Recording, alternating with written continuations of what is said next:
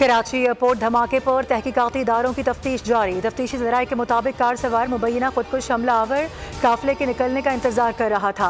काफिला करीब पहुंचते ही दहशतगर्द ने कार गाड़ी से टकरा दी। खुदकुश हमला आवर शाह फहद की शनाख्ती दस्तावेजात और नादरा रिकॉर्ड हासिल कर लिया गया। शाह फहद बलूचिस्तान में नौशकी का रिहायशी था। शाह फहद के जेर इस्तेमाल सिमों का डाटा भी लिया जा रहा है।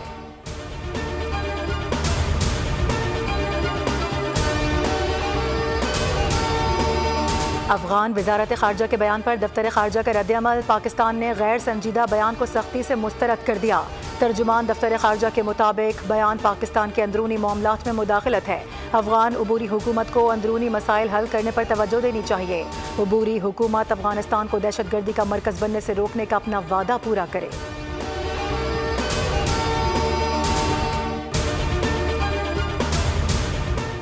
शुमाली वजीरिस्तान में शहीद होने वाले फौजी जवान सुपुर्द खाक लेफ्टिनेंट कर्नल अली शौकत और 5 अहलकार दहशतगर्दों से लड़ते हुए शहीद हुए थे।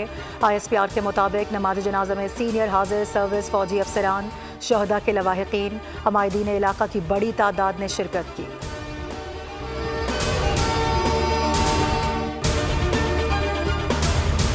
फ़लस्तीन का मुकदमा इंसानियत का मुकदमा है। आज गजा के बाद यमन और लबनान तक इसराइल जंग फैला चुका है।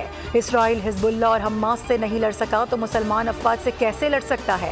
अमीर जमात इस्लामी हाफिज नईमुर रहमान का इस्लामाबाद में तकरीब से खिताब। कहा, भारत, इसराइल और अमरीका मिलकर गजा पर मजालिम ढा रहे हैं। आज अमन के दावेदारों को बच्चों का कत्लेआम क्यों नजर नहीं आता।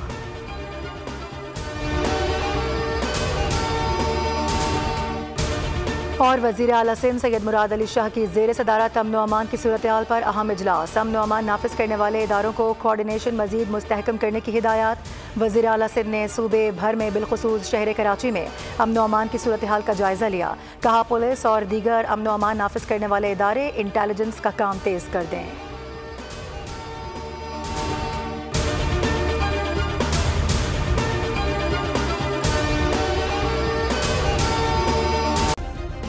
सब्सक्राइब करें और बेल दबाएं ताकि कोई खबर रह न जाए।